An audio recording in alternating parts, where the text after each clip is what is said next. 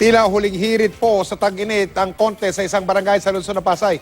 May patalbugan sila, kunwari resort ala Boracay. Panoorin niyo pong pagtutok na ito ni Cesar Apolinario. Sa unang tingin, mistulang nasa engranding bakasyon sa beach resort ang mga residenteng ito.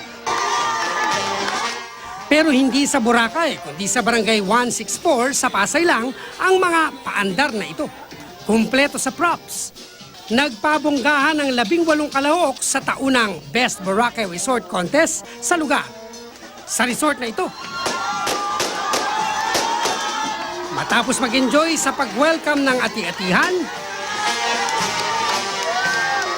sinamahan pa ng tour sa lifeguard, shower area, resort bar at, may grotto pa.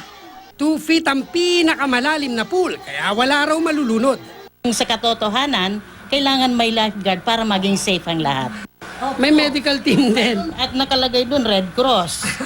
Papatalbog ba ang kalabang resort na ito na ang bubungad sa bisita ay ang sexy at magiliw na receptionist?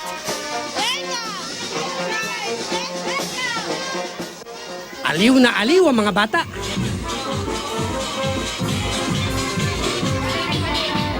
Habang sold naman sa pagkain at inumin ang mga matatanda. May nagsa-sunbathing pa. Mawawala ba ang mga massage parlor na sikat din sa Boracay?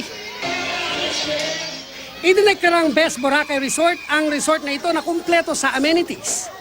Ipinakita namin sa barangay kung paano kami nagkakaisa. Para makatipid sa tubig, ay hindi gumamit ng tubig sa gripo ang mga residente rito, kundi dito mismo sa kanilang poso.